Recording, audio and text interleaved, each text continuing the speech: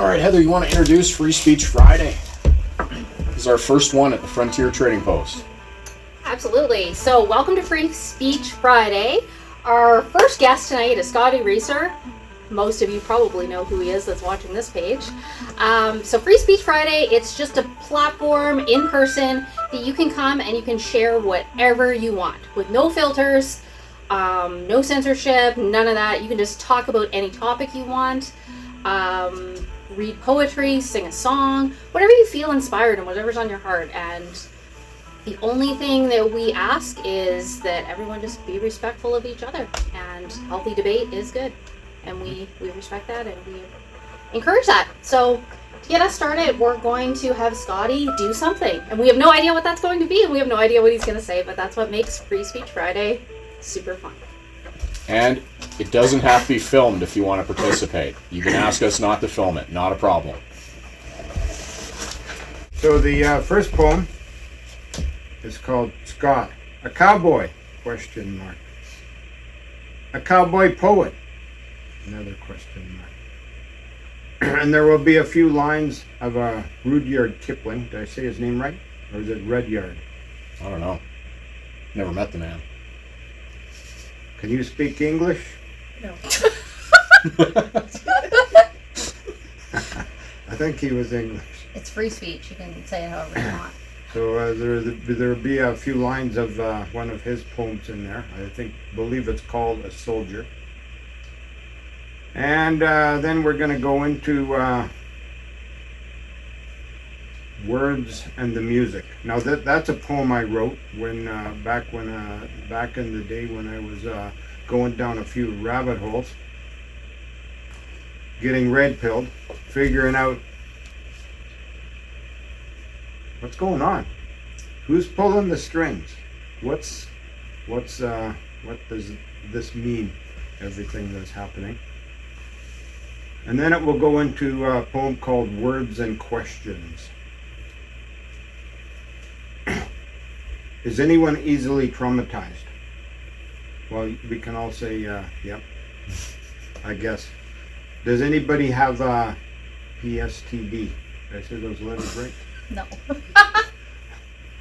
Or DTSP in case for the dyslexic. Might have ADD. I don't know about the rest. Okay. Rabbit holes, dark places, roots, creeping through, trying to figure out what's going on in those rabbit holes.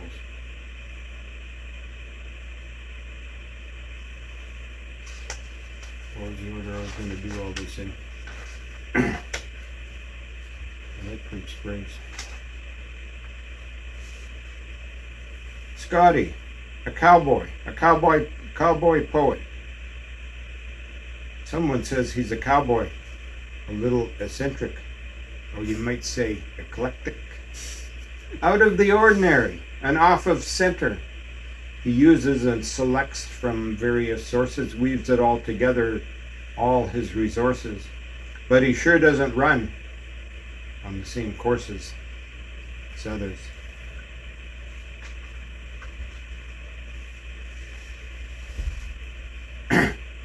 Paddles! Clear!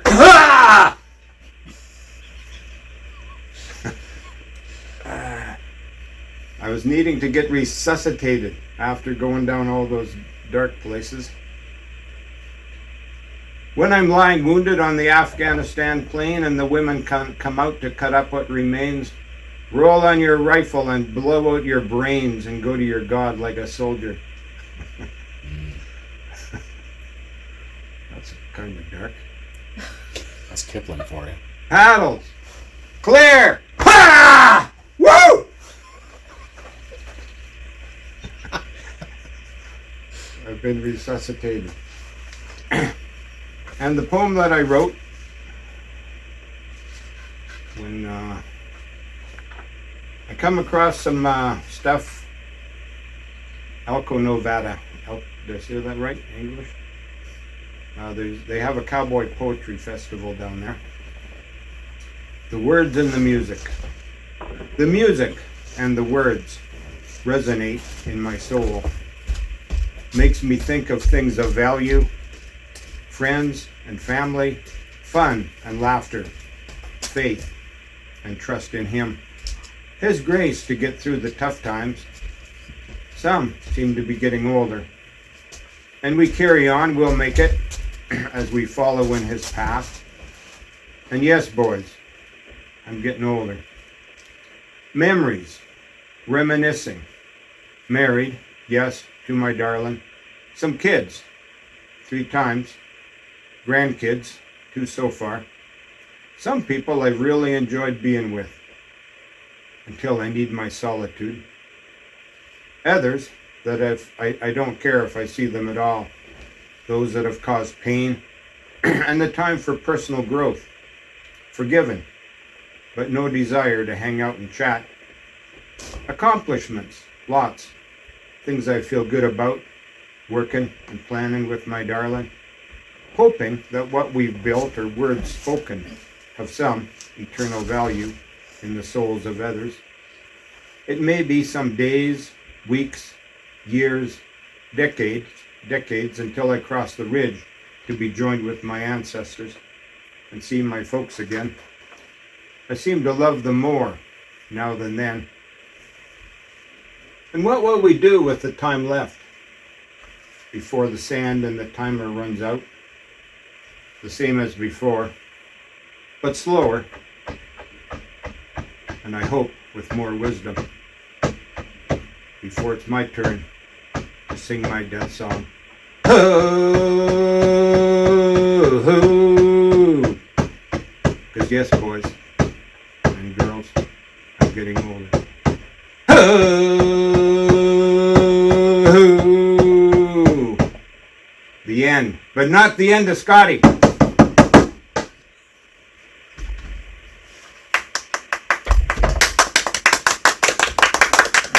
Hold on, everybody. Scotty's not done. Words and questions. Words can heal and words can break. Words can crush and smash and shake. Words can lift, encourage, bring a smile to the lips of those cast down. Cause a bright countenance where once was a frown. What is the purpose of my life? Why has life been granted me? The very question brings to mind another question. Granted by who or whom? That is the essence of the question, the very foundational, essential ingredient. Are you, I, we willing to probe the depths of this question? I once heard the story of someone who lost 5 close family members, maybe his whole lineage. Someone asked him why he was still happy. Because my happiness does not come from my emotional well-being, my psyche, my soulish nature. It comes from He who has granted me life. And as long as life is within me, I choose to live it well and be happy to the best of my ability and encourage others and use my words to lift others up. And this questioning brings to mind another question. Do we believe that man is a tripartite being? Questions, questions, questions. And how do you use words to frame these questions? Or frame the answers, if you are willing to probe them? So, let's roll a cigarette and sit down and think about if we're willing to think. Or should we just turn up the volume on our device, radio, phonograph, and try to drown out the questions the grantor may be bringing to you, so that you can seek the true essence of your being? And here sat Scotty with a dictionary by his side, writing about words. And if something tragic happens, some traumatic event, are you going to shrivel up and die? Or choose to live? Woo! Let's choose to live. Now somebody else say something. Amen. So, Scotty wanted me to tell a story that I told him before. It was the story of the time I got shot at in Piapot, Saskatchewan. So I'll recite that one to you. So I bought a little piece of land in Piapot, Saskatchewan, which is a ghost town of about 50 residents. And This plot of land is kind of on the edge of town, and there's some trees and bushes, and it was pretty unkept when I bought it. Nobody had lived there in many, many years. And I was planning to build a cabin on the land, so I pitched a tiny little tent, and it was tucked away in the bushes, and I had my tools there, and I was starting to prepare the land for building. And I guess, you know, some of the neighbors didn't realize that I was inhabiting that land quite yet. So one night at about 2 in the morning, I woke up to gunfire going right over my tent. Quite a lot of gunfire. And there's a lot of hooting and hollering, and somebody was having a real good time. There's a lot of loud rock music playing, lots of bullets. So I crawled out of my tent at 2 in the morning in my underwear. Did some of the shots go right through the tent? I don't think any hit the tent, but they were darn close. You could hear the subsonic crackling going right over top. So I crawled out and opened up my gun case and got my rifle and was laying there in the grass in the middle of the night. In your underwear? In my underwear, wondering who's shooting at me and should I shoot back or not. I decided not to shoot back. I figured they must not know I'm here because they haven't hit me yet. So I waited till the gunfire subsided, and then I crawled back into my tent and went back to sleep. And I don't think so. I did. I did go back to sleep. I slept quite well, actually. But the next morning I was a little concerned. I didn't want a repeat of the incident, so I didn't know who had shot at me. I didn't know anybody in the town yet. So I got a shovel and I built a dirt berm around my sleeping area so as not to be shot in my sleep. It's okay to be shot at when you're awake and conscious, but waking up being shot, it's no good. So that was my solution. And then a few days later, this older fella on an ATV came puttering up to the edge of my property, and he just sat there. So I went over to introduce myself, and he said, "Well, I'm your neighbor, and so my name's Ken. It's nice to meet you. Would you like to come over to my house for a slushy drink?" And it was really hot out. It was like 30 degrees of summer. So yeah, I went over there, and he made me a mojito or something of that variety with his fancy new Ninja blender. He was very proud of that thing. And we had a mojito or two and kind of got to know each other a bit. And at a certain point, he started talking about how he liked to shoot coyotes and gophers. And he shot some coyotes the other night. I asked him, "Well, you happened to be shooting over top of my head the other night?" And he got a really guilty look on his face, and he said, "Yeah, I didn't know you were there. I found out later." So yeah, he had a little too much to drink, and he saw some coyotes somewhere out in the plain and decided to take a bunch of shots at them, and just happened to be right over top of my tent. So I asked him, I said, "You know, in the future, can we establish kind of an arc of fire that you're going to stick to that doesn't involve my tent or property?" And he was okay with that. We became very, very good friends. And he was a bullet swager by trade. He was very skilled. He'd make his own bullets, and he was a sharpshooter, hunted all his life. He used to make really special bullets for big game hunters and military snipers. And so I kind of got into that with him for a little bit. We used to shoot together, and yeah, it was a good time. He was a really good guy. You know? And he passed away a few years ago, and I told this same story at his funeral, and his family loved it. They thought it really fit him. So yeah, that's my story about being shot at in Piapot. It's not the only time I've been shot at, but it's the only time I've been shot at in Piapot. Heather, are you up? I like your story. Thank you, Scott. That's why I asked you to share that. Probably wasn't on your list of things to do until earlier today. It's true. But that's what Free Speech Friday is all about. You got to get put on the spot. You got to talk. You got to do something. Right, Heather? Do something. All right. I guess you get the talking chair. All right, unless anyone else has any comments or wants to Any questions about being shot in Piapot? debate or the credibility of Kai's story, It's credible. if it is or is not true, The only witness is dead, but it's credible. and maybe the coyotes in Piapot. Why don't you tell us more about how you ended up in Piapot? How I ended up in Piapot. Why were you in Piapot? How did you end up in a cabin in Piapot? Oh, well, I decided I didn't really want to do the normal society thing for a while. It was getting kind of lame. So I asked a friend if he knew anywhere I could get a very cheap piece of land, and he told me, well, you can buy a lot in Piapot for $1,000. So I did that. I bought a bunch of lots. I built a little shack, and I got out of Dodge for a while. and just disconnected from everything and tried to do the off-grid thing, and it was a lot of fun. Met some colorful characters, got shot at. You know. What were you dodging? Oh, society primarily. The state of society in 2019, I think we're all quite aware of how that was. Here comes COVID coming up the backstretch. Heartaches coming to the inside. My tears are holding back. Try not to fall. COVID, COVID, COVID on these. Oh, you shouldn't even have been in the race. Psyop. Psyop indeed. I like that you're using a spatula for your drum. Well, in the place where I live in Medicine Hat, I play the trash can drums. They're actual trash cans. One of them has a bit of a sand in it, so that it makes a different sound. And I got what I was handy in the kitchen to drum with. There you go.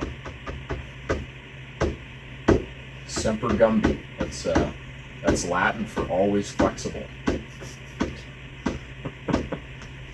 Say that again? Semper Gumby. Always flexible. Where does the word pokey come from? Pokey and Gumby? Yeah. I don't know. I don't know the Latin for pokey. I know Gumby is 'Cause flexible. it's flexible. Yeah. Words have meaning. They do. It's like a great And, cartoon. yeah. Hey, What did that entity online say? Something about it's going to be their downfall. Words and symbols or something. Their symbols will be their downfall. But we don't want to get into any conspiracy stuff. Words are powerful. You got symbols. Why does it say CBC on your drum? Do you work for the CBC, Scott? Scotty, are you a fan? Are we being infiltrated?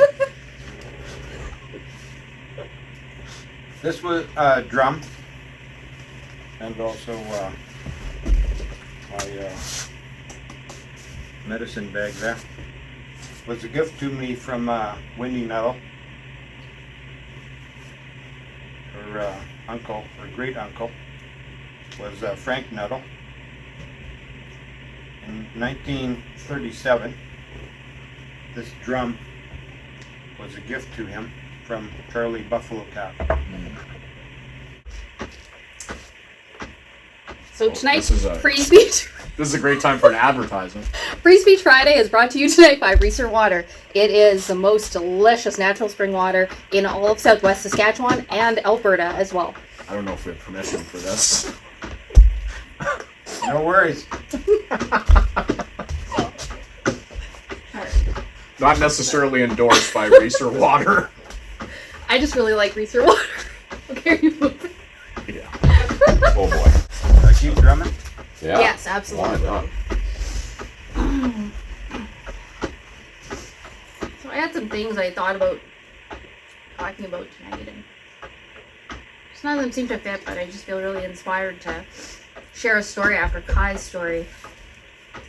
And it involves a similar timeline. But this story involves hearing the call of God and hearing God's voice. And for me, it was in a very real way. And it was during the time of silence, a time of self-reflection, a time when we were locked away from other people. And the only voice I heard was God's voice. And the blessing, and the learning, and the healing, and the self-reflection that I did during that time. And during that time, where things were quiet and silent and everything stopped, I was able to hear very clearly the next steps, and I had never been able to hear in that way before. For the first time ever, I had the ears to hear. And I had no plan, I had no agenda, I had nothing that I was pursuing, because there was nothing at that time to really pursue, there was nowhere to go, so I had moved, I've been working with a life coach, and I had a desire to follow kind of the guidance that I was receiving at the time, and I felt strongly to do something differently in my life and do something that would bring me joy rather than chasing after the spirit of manna. I was always just trying to strive ahead and gain more things and make more money, and because those were the things that culture, the society told me were important. And during that time, I realized that none of those things mattered. So I sold all my belongings and I moved to a cabin. It was quite remote in rural New Brunswick, near the ocean. And I did a lot of praying and reflecting there. And when the convoy started, I felt this call that this was something that was important, and it was something that I was called to do. I had no idea really why. I knew that I would lose my job. I worked remote, and I knew I would lose my job if I did this. And I sat down on the couch and I thought about it, and I was at a point in life where I didn't even really want to live because I was so miserable during that time. And I was like, I'm going to lose this job, and it's the best job I've ever had. Most money I've made. But none of this matters. Because if this doesn't happen, there is no future. There is nothing. So I just left. Or I just went. And I went out. And I was there, and I was there to the end. And while I was there, I felt that there was something different in this part of the country. There was people living free, but not necessarily in the freedom movement, but just people that were already living self-sufficient, people that believed in the same things. And I just decided that I would continue on my journey and went across Canada and didn't know where I was going, and continued on, right from coast to coast. And I was drawn to Medicine Hat, and from Medicine Hat, I got to a point where I didn't know if I was supposed to go home, and I really surrendered to God at that point. I said, what am I supposed to do? And at this point, somebody was, telling me like, well, you might as well go home. And I was ready. I was booking my ticket to fly back, and this person was going to help me get back home. And I just said no. I was like, I'm not supposed to go, and I don't know why. And they're like, well, that's crazy. You have no job, and blah, blah, blah, all those things. And I just drove back to Medicine Hat because I felt called there. And it was at a church service that weekend that I connected with someone that was part of a mission school, and I was talking to them, and I was like, well, I can't go because I was still working remote, and they had wanted me to go back to Halifax, and that was why it was so insane for me to not go back home, because I had to get back to this job. And anyways, I left, and I had gone to tour this school, and I really wanted to go, but I couldn't justify leaving my job. And that day, I got a call. I was fired from the job, so I was like, all right, God, I don't know how I'm going to pay for this, but because I had no money because I'd been traveling. And anyways, I was like, is this my sign to go? And I went, and I was like, I really want to go, but I can't. My tuition had already been paid by the church I was going to, that I had been connected with the Medicine Hat, so I went on that. And then Trip to Belize came up, and there was no way I was going to go live in South America and be a missionary. That was just out of the question, but God provided for that all the way along, and that's what I did. And so when I came back from that, I drove back across the country. I felt it was time to go back home. And anyways, long story short, I ended up back here, and I ended up back in Medicine Hat. And yeah, it was just quite a journey. The year before, while I was just around, I had met Kai, who is now my husband, and we had connected again once I came back out. And things just really weren't working out in Medicine Hat, which is, I was like, why, God? I felt really called to be here. And then just by chance, we ended up coming out here one night and found a house that was very affordable. And I just kept giving God my yes. Every time I kept hearing, I was like, okay, well, if this is the place we're supposed to live. And then I was like, there's no way I can afford this house. And it was like, and God provided the exact dollar figure. And the same thing happened with this business. That's why we're here. That's why I'm in Tompkins. That's why I'm running the Trading Post, is because a friend of mine that had the store asked if we wanted to buy the store. And I was like, do you want to buy a store? And I was like, well, that was something at the time I didn't think of, because again, I had a new job and whatnot. And I said, well, probably not. But something told me to ask how much. she gave me a number, and it was the exact amount that I was able to access. So I took that as my sign that we're supposed to be here and we're supposed to do something. And I think being obedient is the wildest ride you can go on. You just get to do all these cool things, and you know, because you're following God, you're protected. Everything you do. And it's really cool. Yeah. Thanks for... I'd like to hear your version about meeting Kai and hanging out, and then your engagement. Sure. Yeah, of course. So I met Kai at I left some details of the story. So I was renting a room in Maple Creek actually when I was in Medicine Hat the first time around, because I didn't want to leave and I'm kind of stubborn, so I made it work. But I had gone out on, it wasn't a date. I met Kai at an Archipelowski speaking event, and he had asked me for my phone number for his signal group, which was some sort of, I don't know, freedom-minded people or something. Anyways, I never really connected much with the group, but he did add me to that group, but it was just a way to get my number, I guess.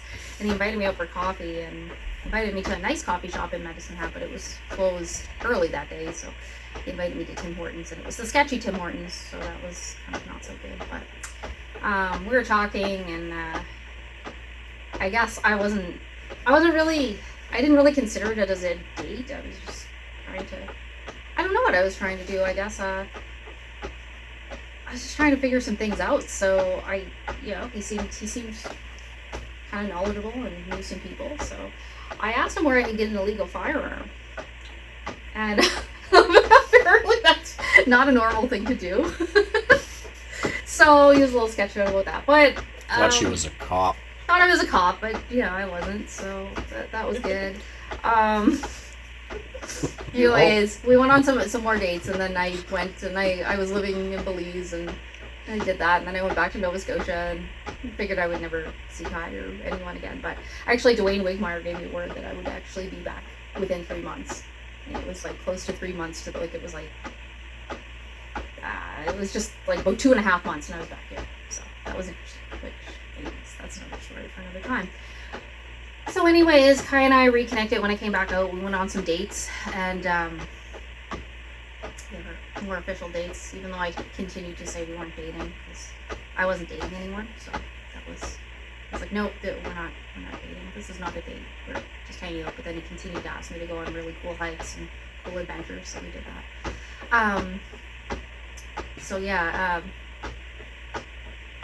We ended up getting engaged, so that looked a little different than it normally would for most people. It was really, really cold, middle of winter. He picked me up at work and wanted to go for a drive, and went out to Red Rock Coulee, which was one of our first dates. And I don't know. I don't know why it was a good idea to go out there minus 40, but I agreed. So we went out there, and he has a backpack with him. I actually noticed there was something that looked like a gun in the backpack, but I was like, well, odds are he's probably not going to kill me, but I don't know what it is. Anyways, so we get there, and he kneels down in front of me. I'm sitting on a rock, and he has this lovely gun, and he gives me this speech. And I didn't really know what he was doing still. And he says, will you marry me? He said, your wedding gun. So in the end, I got a gun, and I felt like I didn't have a ton of choices. It was either say yes. I have no cell phone service out here. It's the middle of the desert in winter, and I could see a coyote running in the distance. I'm like, well, there's a loaded gun. I can say yes, and I can have the gun. Or I may risk getting shot, so I'm obliged. I've heard of a shotgun wedding, but not a rifle wedding. It's true. It's a little rifle. Anyways, any further questions?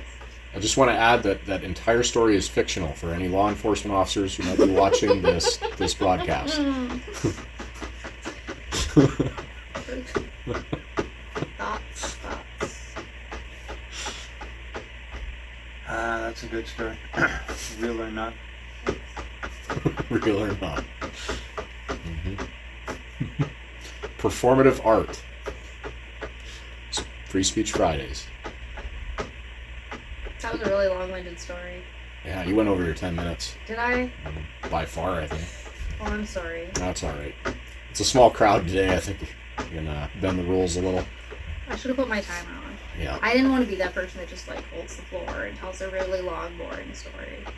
It's really hard to like tell a story that includes like about 3 years of a timeline, especially in my life during that time. It's really hard to condense that. And then I went back, and then I was here, and then I was there. Even in my mind, as I speak that, it was hard to follow. So. Mm. I thought you told it well. Mm-hmm. Thank you, Scotty. I appreciate that. I appreciate the encouragement. You're gifted with your storytelling. Thank you. So is your guy, Kai. Thank you. This is great water. Really good.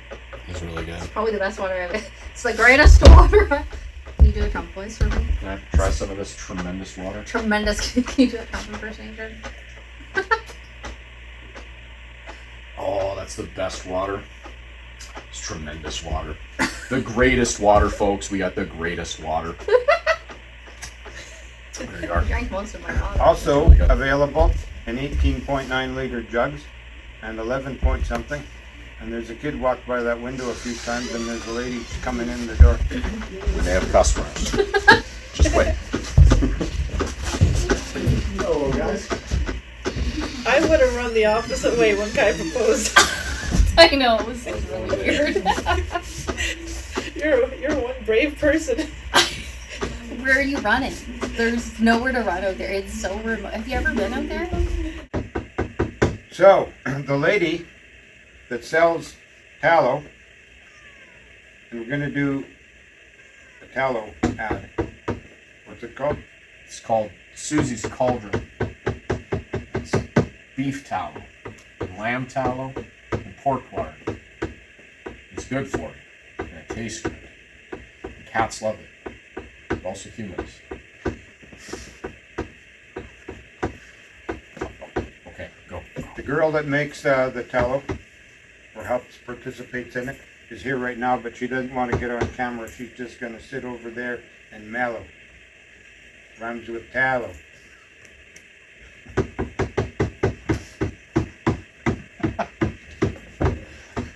Free Speech Fridays, everyone.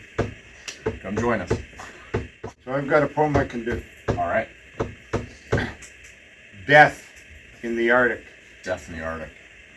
by Robert Service.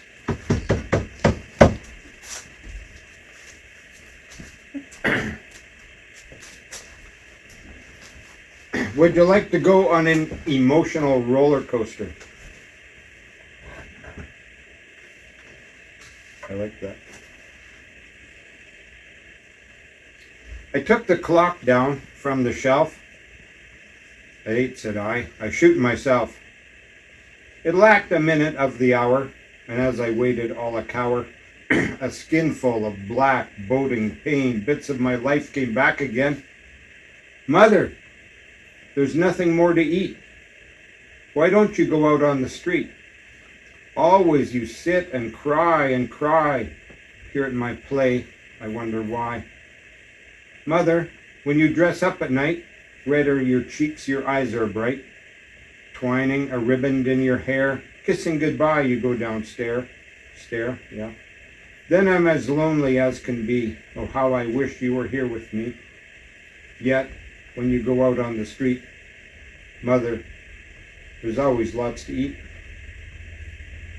For days the igloo has been dark, but now the rag wick sends a spark that glitters in the icy air and wakes frost sapphires everywhere. Bright, bitter flames that adder like dart here and there, yet fear to strike the gruesome gloom wherein they lie, my comrades oh so keen to die. And I, the last, well here I wait, the clock to strike the hour of 8. Boy, it is bitter to be hurled nameless and naked on the world, frozen by night and starved by day, curses and kicks and clouts your pay. But you must fight, boy, look on me, anarch of all earth misery, beggar and tramp and shameless sot, emblem of ill in rags that rot. Would you be foul and base as I? Oh, it is better far to die. Swear to me now that you'll fight and fight, boy, or I'll kill you here tonight. Curse this silence soft and black. Sting, little light, the shadows back. Dance, little flame, with freakish glee. Twinkle with brilliant mockery. Glitter on ice-robed roof and floor. Jewel the bearskin of the door.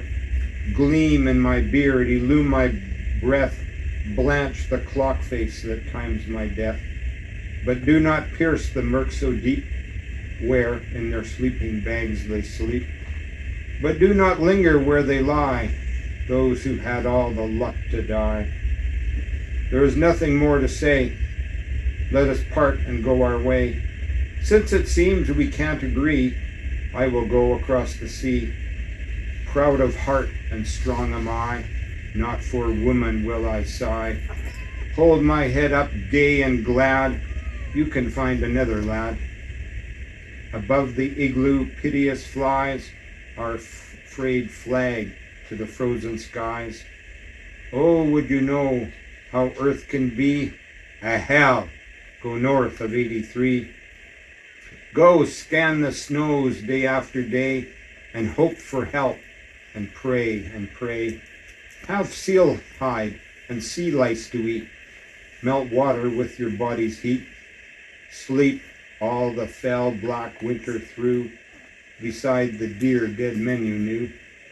The walrus blubber flares and gleams. Oh God, how long a minute seems. Mary, many a day has passed since that morn of hothead youth. Come I back at last, at last, crushed with knowing of the truth. How through bitter, barren years you loved me, and me alone. Waited, wearied, wept your tears. Oh, could I atone, I would pay 1,000,000-fold, pay you for the love you gave. Mary, look down of old, I'm kneeling by your grave. Ulf, the blonde, the first to go, bitten his eyes were by the snow, sightless and sealed, his eyes of blue, so that he died before I knew. Here, in those poor weak arms he died. Wolves will not get you, lad, I lied. For I will watch till spring come round, slumber you shall beneath the ground. Oh, how I lied, I scarce can wait. Strike, little clock, the hour of 8. Comrade, can you blame me quite? The horror of the long, long night is on me I've borne with pain so long, and hoped for help in vain. So frail am I, and blind and dazed, with scurvy sick, with silence crazed, beneath the Arctic's heel of hate, avid for death, I wait, I wait. Oh, if I falter, fail to fight, can you, dear comrade, blame me quite? But Eric gave up months ago, but seldom do men suffer so. His feet sloughed off, his fingers died, his hands shrunk up and mummified. I had to feed him like a child, yet he was so valiant, joked and smiled, talked of his wife and little one. Thanks be to God, I have none. Passed in the night without a moan, passed, and I'm here, alone, alone. I've got to kill you, Dick. Your life for mine, you know. Better to do it quick. A sudden blow. See, there's my hand to lick. A hug before you go. God, it makes me sick. Old dog, I love you so. Forgive me, Dick. A swift and sudden blow. Often I start up in the dark, thinking the sound of bells to hear. Often I wake from sleep. Oh, hark! Help! It is coming, near and near. Blindly I reel toward the door. There the snow billows, bleak and bare. Blindly I seek my den once more. Silence and darkness and despair. Oh, it is all a dreadful dream. Scurvy and cold and death and dearth. I will awake to warmth and gleam, silvery seas and greening earth. Life is a dream, it's wakening, death, gentle shadow of God's wing. Tick, little clock, my life away. Even a second seems a day, even a minute seems a year, peopled with ghosts that press and peer into my face, so charnel white, lit by the devilish dancing light. Tick, little clock, mete out my fate, tortured and tense. I wait, I wait. Oh, I have sworn, the hour is nigh. When it strikes 8, I die, I die. Raise up the gun, it stings my brow. When it strikes 8 already now. Down from my hand the weapon dropped. Wildly I stared, the clock has stopped. Phantoms and fears and ghosts have gone. Peace seems to nestle in my brain. Lo, the clock stopped, I'm living on. Heart sick I was and less than sane. Yet do I scorn the thing I planned. Hearing a voice, oh coward, fight. Then the clock stopped. Whose was the hand? Maybe 'twas God's. Oh well, all's right. Heap on me darkness, fold on fold, pain, wrench and rack me, what care I? Leap on me, hunger, thirst and cold, I will await my time to die. Looking to heaven that shines above, looking to God and love and love. Hark! What is that? Bells, dogs again. Is it a dream? I sob and cry. See the door opens, fur-clad man rush to my rescue. Frail am I, feeble and dying, dazed and glad. There is a pistol where it dropped. Boys, it was hard, but I'm not mad. Look at the clock, it stopped, it stopped. Carry me out, the heavens smile. See, there's an arch of gold above. Now, let me rest a little while, looking to God and love. And love. So, I read that poem to my friend Keith Reesor. And he says, do you often do that one at the ranch hall, Scotty? And everybody's just standing around saying, more, more, give me more of that poetry. But I did read it to some people. Who was that one by? Robert Service. Robert Service. Interesting. Emotional roller coaster. It's a good one. I like it. It's a little distracting because the cat is going around meowing and crawling on everything and biting everybody's toes. Guess it wants outside.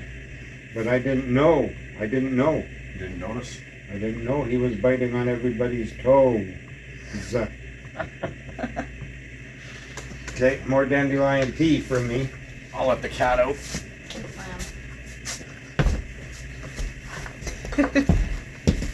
Distracting animal. Where'd you go now? I want out so bad. Come on.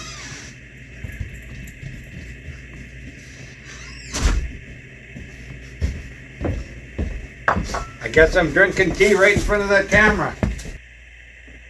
The Northern Lights have seen queer sights, but the queerest they ever did see was that night on the marge of Lake LaBarge I cremated Sam McGee. Now Sam McGee was from Tennessee, where the cotton blooms and blows, and why he left his home in the south to roam round the pole, God only knows. He was always cold, but that land of gold seemed to hold him like a spell, though he'd often say in his homely way that he'd sooner live in hell. It was Christmas Day, we were mushing our way over the Dawson Trail, talk of the cold through the parka's fold, it stabbed like a driven nail. If her eyes we'd closed and the lashes froze, till sometimes we scarce could see. Wasn't much fun, but the only one to whimper was Sam McGee. And that very night, as we lay packed tight in our robes beneath the snow, and the dogs were fed and the stars overhead were dancing heel and toe, he turned to me, and Cap, says he, I'll cash in this trip, I guess. And if I do, I'm asking that you won't refuse my last request. Well, he seemed so low that I couldn't say no. Then he says with that cursed sort of a moan, It's that cursed coldness got right hold till I'm chilled through to the bone. Yet 'tain't being dead, it's my awful dread of the icy grave that pains. So I want you to swear that foul or fair, you'll cremate my last remains. We started on the streak of dawn, but God, he looked ghastly pale. He crouched on the sleigh and he raved all day of his home in Tennessee. And before nightfall, a corpse was all that was left of Sam McGee. Blah, blah, blah, goes on, and I got it written down in the back. You can read that whole thing later. I tried to commit that one to memory. Got some of it. And Robert Service's other best-known poem, at least according to what I like anyway, is The Shooting of Dan McGrew. The Shooting of Dan McGrew. Who's Dan McGrew? How's that thing start? You could do a few lines. If I can get a hold of the first one and just pull the rest of that thing down.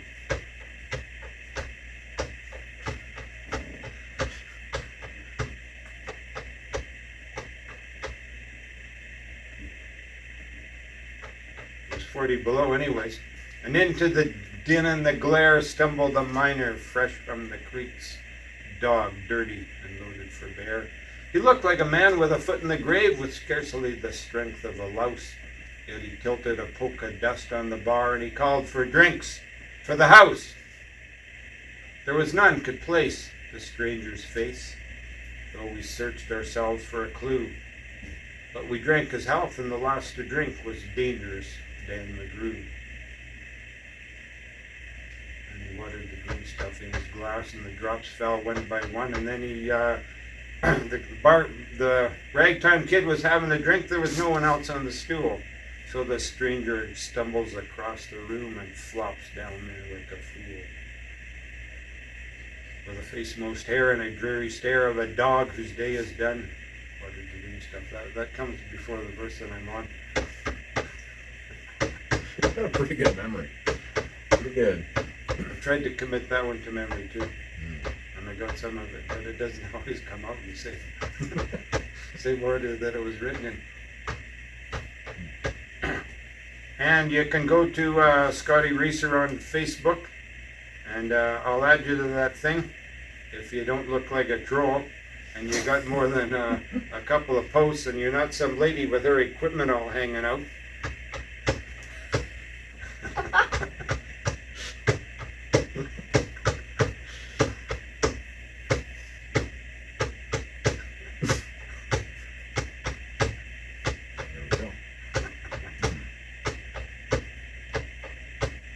Nothing wrong with having equipment, just you shouldn't look like you're advertising it for everybody,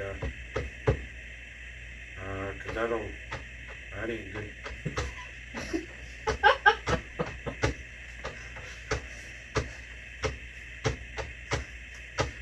Keep your equipment in the toolbox, folks. Scotty says.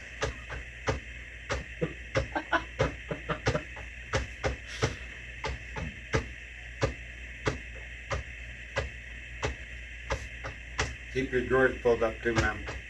And guys, I think, anyways, that's all weird. That reminds me of a poem you once told me. It involved a fellow going to a concert of sorts. Remind me how that thing starts. I can pull that out of somewhere. Hey, you have that one committed to memory, I believe. Yep. I don't remember how it starts. I remember how it ends.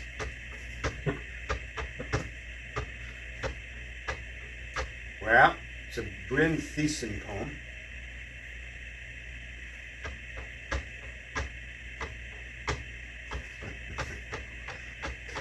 I got that one in my stuff too. We can do some of these tomorrow. That's awesome. Bryn Thiessen. Hey, there's a good Mennonite name.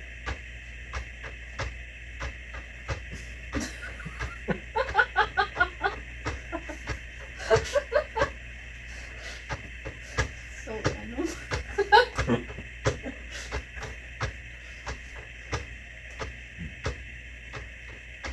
The other day I went to town to pick up some supplies like stock salt and penicillin and something to repel the flies.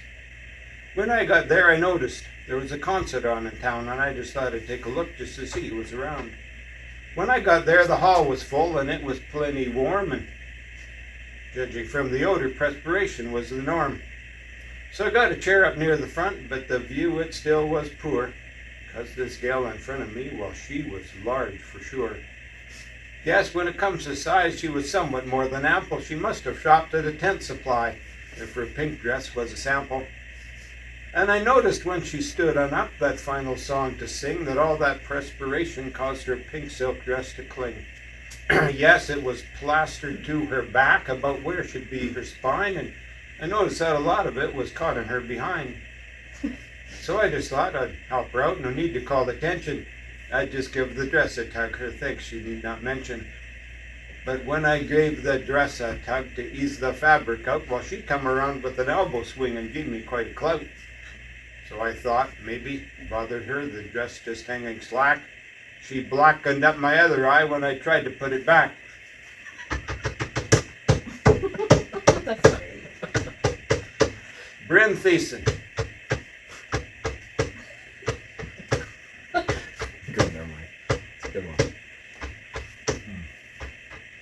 Have you got any poems committed to memory? No. No. No, my memory doesn't work that way. No. That couple that I went and seen last night. Adrian Britton. Yeah. He does the instruments and stuff, and her man said, what instruments does he play? And why'd you marry him? But he hums. He Good. played a drum for your birthday, didn't he? Cowbell. Cowbell. I He gave him- plays a cowbell. Plays cowbell, all That's right. cool. He did Yeah, just an fine. well, instrument. that's good. And but he also, because when we went out on your step later to have a contemplative prayer, that means a smoke for any of you people ain't educated out there. That's true. Contemplative prayer. He he recited his or part of his favorite poem. Oh. So maybe he should. I asked if he sits up close and hums in harmony, and he says no. He's usually farther back and maybe not. So maybe we should encourage him to get out of his comfort zone and recite a poetry tomorrow. That'd be great. Let's do it. Let's push everybody out of their comfort zone. Easy. Anybody else that would like to talk about anything? Melissa was watching the video. Oh, is she? She said hi, Susie. In the video. Oh no. Hey, I got some poems here, or stories. You got a short one for me to read? I'll do one. Why don't you do your own? I don't have a poem. You can talk about something else. Just talk about something.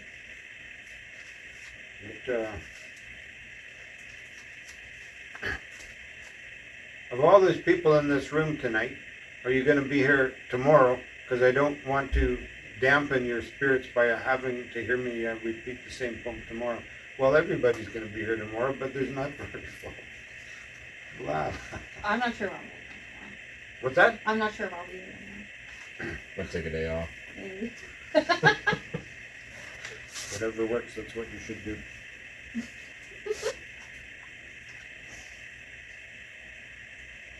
You gonna play the CBC drum? Play the CBC drum. That's what the people want. So, a story called Freedom. I did this when I was here the other night. For that, whatever that was. Freedom. Dedicated to all people who lost their freedom, their property, their reputation, their livelihoods, or their lives. Such as Art, Chris, the Bundys, Lavoy Finicum, Dietrich Bonhoeffer. Too many to name them all. Once upon a time there was a little girl who loved freedom, who loved running and playing and splashing in the water. She loved people and her country. For the sake of this story, let's call the little girl Tamara, who was actually raised in this town. Right here in Tompkins. Right here in Tompkins. As Tamara grew and blossomed and turned into a beautiful young lady, both inside and out, she married and had beautiful children of her own, who also loved freedom, who loved running and playing and splashing in the water. At some point, Tamara realized that a great evil, many ogres and useful idiots, had plans to take freedom away and make slaves of all of the people of the earth. And she became involved with a group of freedom-loving individuals who planned to make a long journey to the headquarters of the place where their seat of power was. This place was decorated with many gargoyles, which brings to mind, what spirit operates in that place? And also, why does everyone who has a seat in that place have to pledge allegiance to the queen or king of where? And does that queen and king really have our best interests at heart? Questions, questions, questions. But let us go on with our story.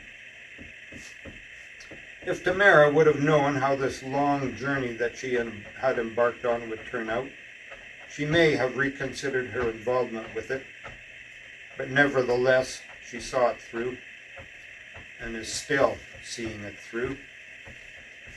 When they arrived at their destination, there was great rejoicing, jubilation, love, and hugs of plenty as they sought an audience with the ruler,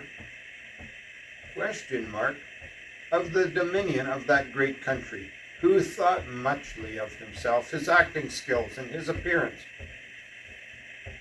The socks. Don't forget the socks.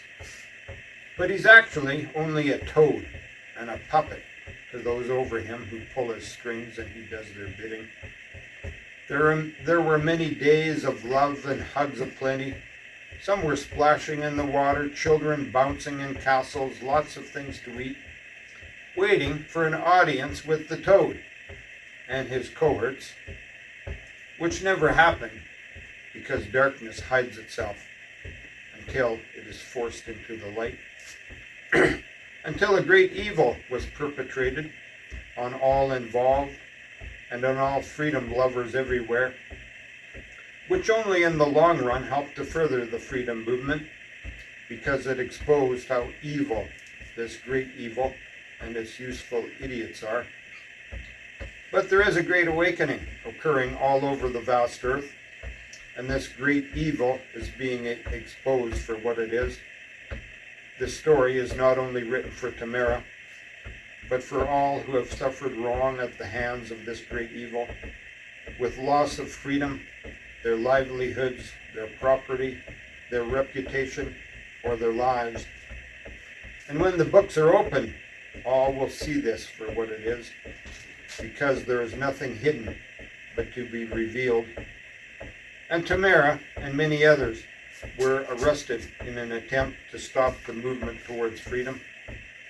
And many prayers and supplications were made on their behalf. And many people were so proud of their stance, and all those who held the line and showcased this to the world. We were so proud of you as they tried to humiliate you in prison garb, handcuffs, and leg irons. And the freedom movement goes on and continues to gather strength and momentum as we resist this great evil. This is not the end. This is only the beginning. We're coming for you. And may you wake up and get on the right side of history. Here, here.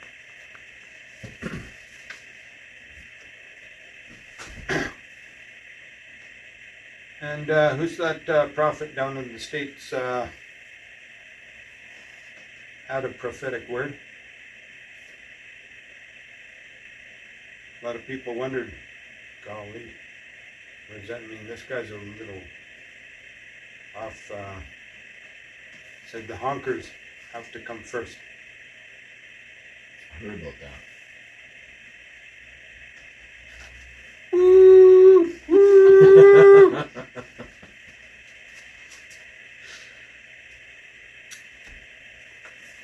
speaking of freedom, I believe Scotty might have an announcement on that front. An announcement. An announcement. He might be doing something. I'm doing poetry tomorrow. He's doing poetry tomorrow. I'm doing poetry next weekend in Tabor, Alberta. Tabor, Alberta. I did poetry. Eventually, I'll get to figure out how to load that thing onto my Facebook and or my YouTube channel. But there's more on Facebook. I did poetry at the college last winter sometime, and I had to write a bio for myself. Bio. Down on the bayou, that's a bio, not a bayou. And I said if I had to describe myself, the word mystic comes to mind. Golly, what's a mystic, Scotty? Do your own research. But it's kind of like the word mystery, which means something that's hard or nearly impossible to figure out. That does describe Scotty. Hard to figure out. But I think I'm awesome. I love myself. And God is good. His mercy endures forever. And I don't mean that in a haughty way. I can love myself because I know that I am loved. We love you too, Scotty.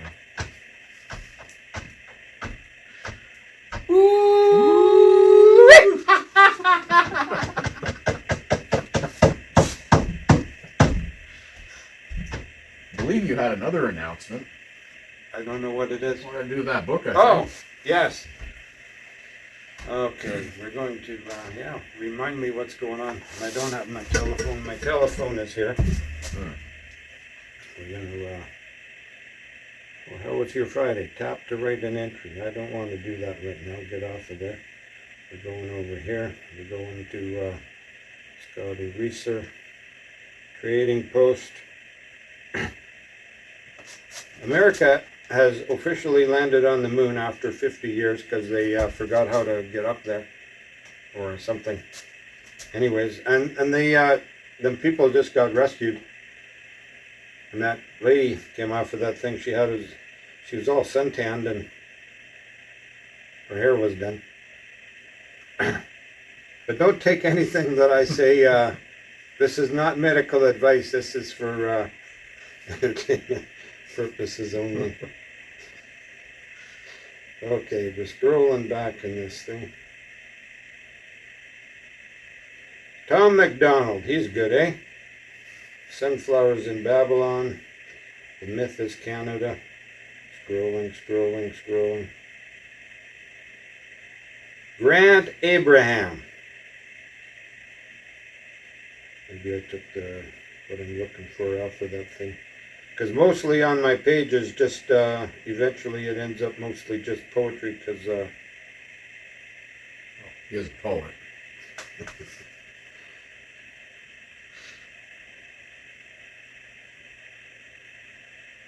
So, what's that thing called anyway? The United Party of Canada. I might come knocking on your door and say, this is who I am, and that's what this party stands for. Grant Abraham, the leader of that party. And when I told my son about this, he said, golly, are you going to be the Prime Minister, Scotty? No, I don't think that's the job for me. But it might be a job for Grant Abraham. The battle for the soul of Canada. And yes, we need to get them Liberals gone. Oh, then we can have the other party back. They haven't always been doing the best for our country. And some people figures that Stephen Harper was the cat's meow. Where'd that cat go? Outside. He kicked her out. She's not allowed in this establishment anymore. But maybe he took us further down this road where we don't want to be heading. So do your own research. Do what works best for you, but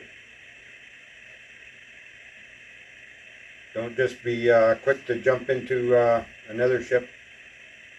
If that ship's gonna take us someplace like down to the bottom, like the Titanic, but that's a whole theory as well. Don't get him started on the Titanic. Okay, Tell us about the Titanic. what's that? Let's talk about the Titanic. Tell me more about the Titanic. You get on that chair. You tell us. What Yeah, you know. let's hear about the No. Titanic, Heather. You Why know all me? about it. The Scotty Olympics. brought it Yeah. up. Oh, he's had his 10 minutes. And if you're looking for good teas, they have good selection of tea. Some dandelion root. Herbal twist. There's a lot of commercials. Shameless product placement. Ooh-wee. All right, now Heather's going to tell us about the Titanic.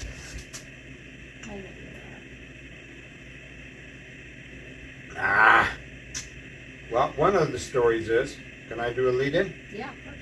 That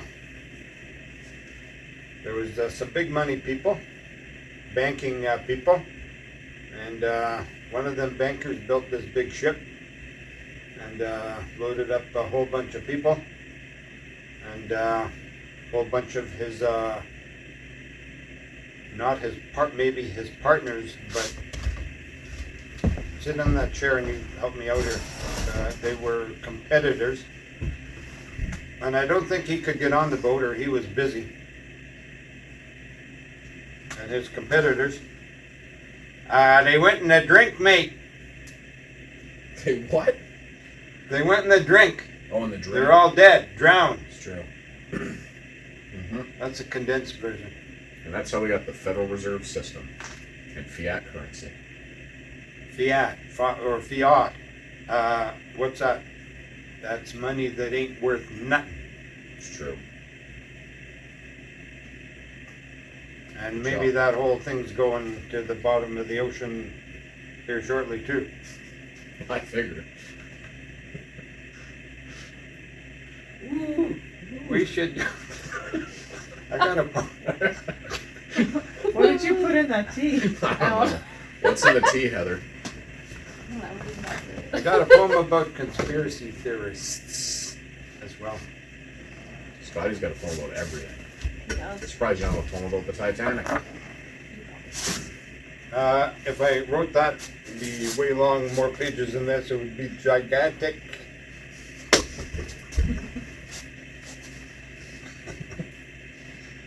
Okay, what was I looking for in here anyway? Conspiracy theories.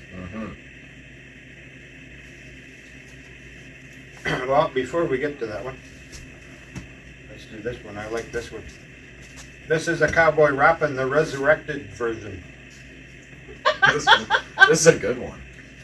If you could do some, and partway through this, I'm gonna turn my head sideways like Tom McDonald, then you'll be able to see my lips are flopping. Or should I go stand in front of that camera? I can stand in front of the camera.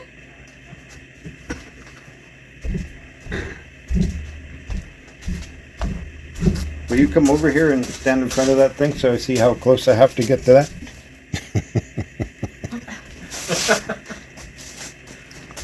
I think that should be good.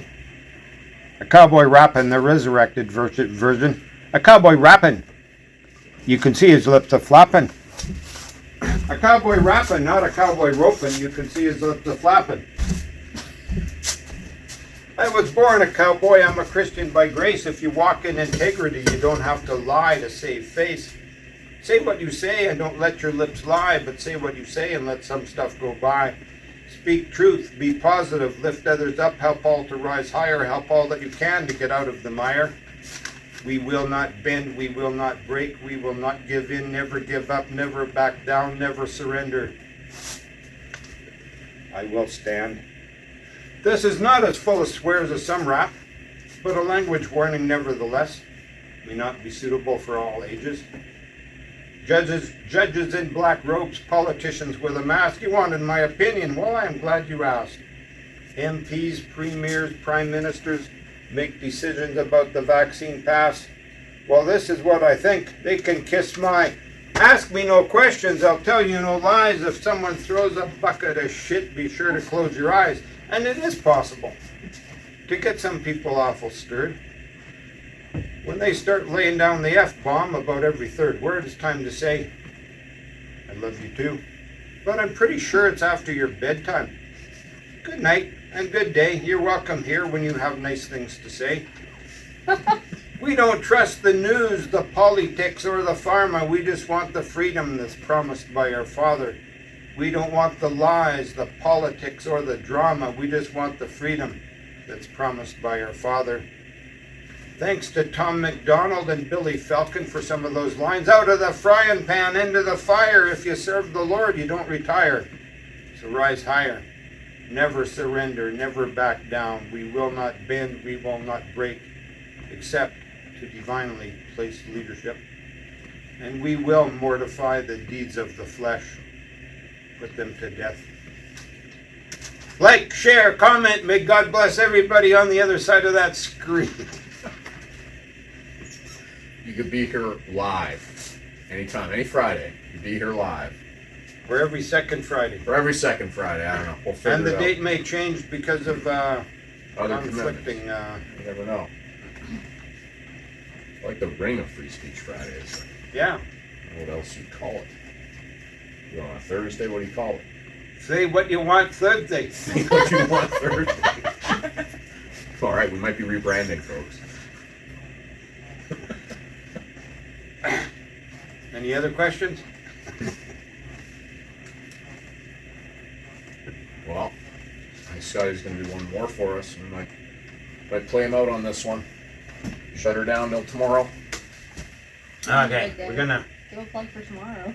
It's grand opening of the Frontier Trading Post. You haven't heard about it. Where have you been?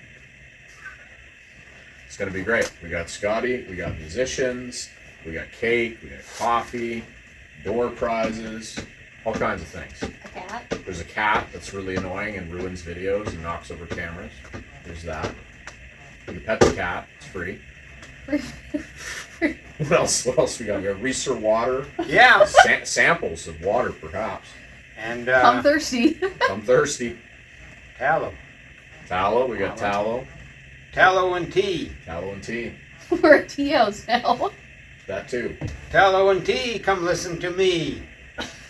You shouldn't miss it. Once in a lifetime opportunity. We're never gonna have a grand opening again. So here's a poem. It used to be called. We hear that Scotty had a stroke, and he did. Stroke Oh, of no. genius. Yeah, that was in 23, I guess. I think it was just too much cortisol in my system. Should try running. Yeah, I've learned that since then. That when you get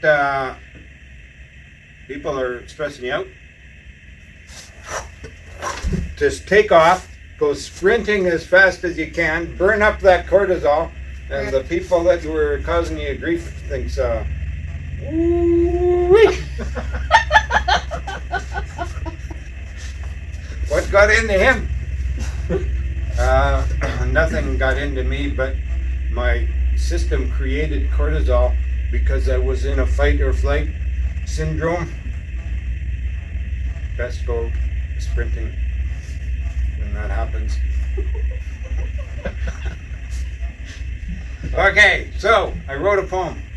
It's called it used to be called We Hear That Scotty Had a Stroke. I changed it to I Need a Lifestyle Change.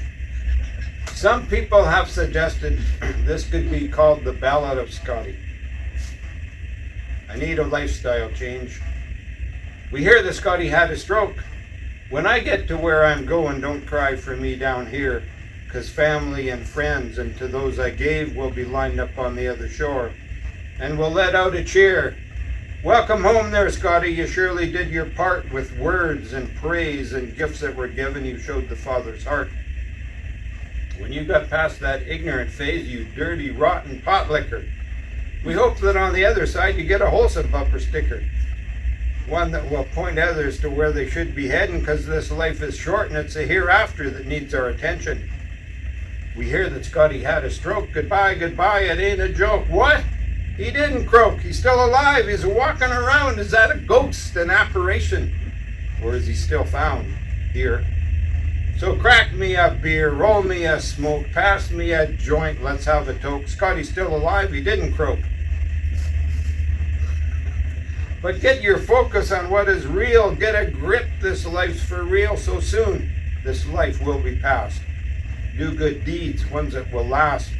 Because it's only that which goes on with you to the other side. So these things should have your attention while on this earth you abide. So Scotty, it's time for a lifestyle change.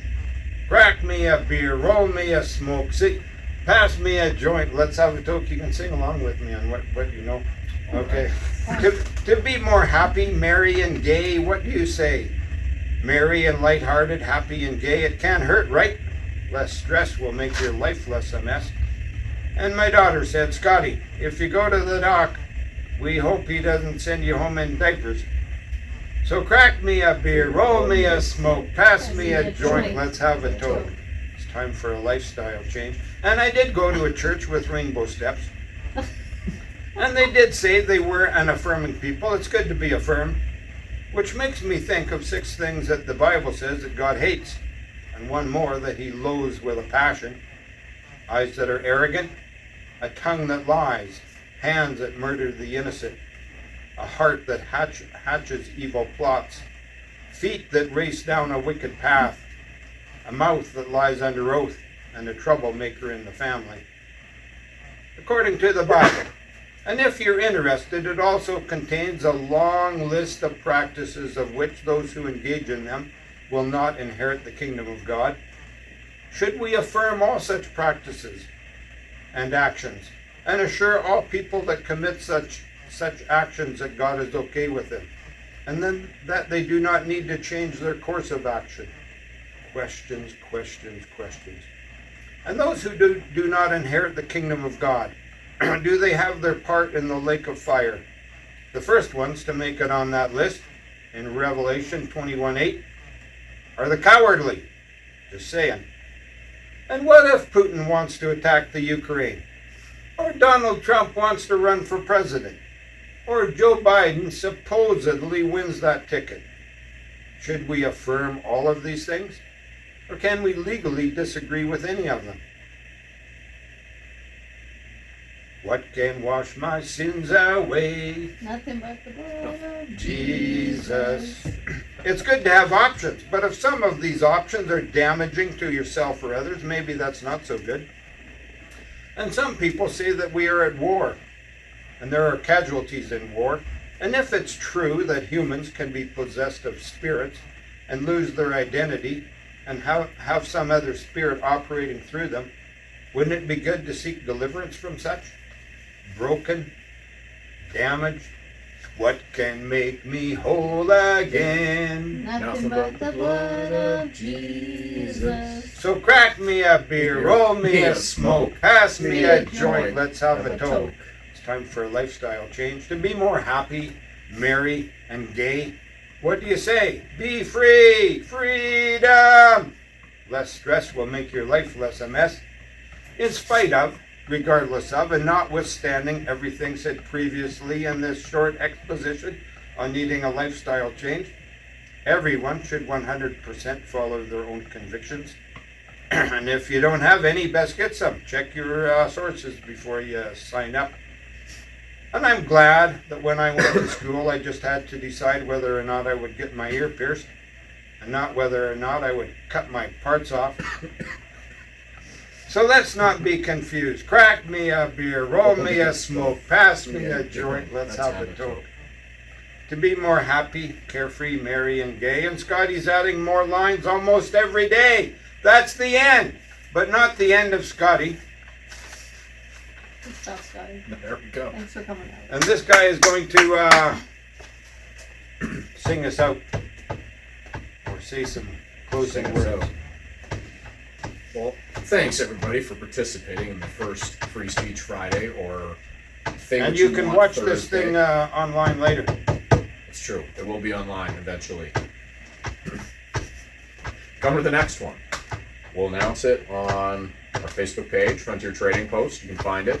You can participate quietly if you want. You don't have to say who you are or jump in, or you can sit up here and you can join in the fun. Doggy. All right, that's a wrap. You got anything to say, Scott, to people? Give us the thumbs up, like, share, comment. God bless everyone on the other side of that screen. And that's a line that came from Trey Smith. You can find him on YouTube. Trey Smith. Oh, he gets into some stuff. I'm sure he does. Heather, you got anything to say to the people before we shut her down? Oh, About the Titanic or otherwise? about the Titanic. You know what? Come to our next Free Speech Friday. I'll talk to you about the Titanic. There we go. And we'll have a conversation about the Titanic. And I've just been thinking maybe we could even do a live so that people could anonymously ask questions about the Titanic or about whatever you want and make comments. Maybe a live would be. We do live. Yeah. Sure. I don't know. But thanks for watching. If you watch this entire video, probably something wrong with you. And if you come back next week or whenever we're doing this and hear about the Titanic, that'll be gigantic. Yeah. Scotty's got his poetry books for sale. He'll sign them for you. Yeah, he'll be here all day tomorrow. Tomorrow's gonna be a big day. Uh-huh. And Scotty said he's coming to all the Free Speech Fridays or Say What You Want Thursdays, whatever we end up calling it. That's Say What You Want Thursday. You can do a Say What You Want Saturday. And there's a story my mother used to tell me about when it was about tea, and when the English first came to this country, there was one Indian that really liked tea. And one night they drank 40 pots of tea. And that night he drowned in his teepee.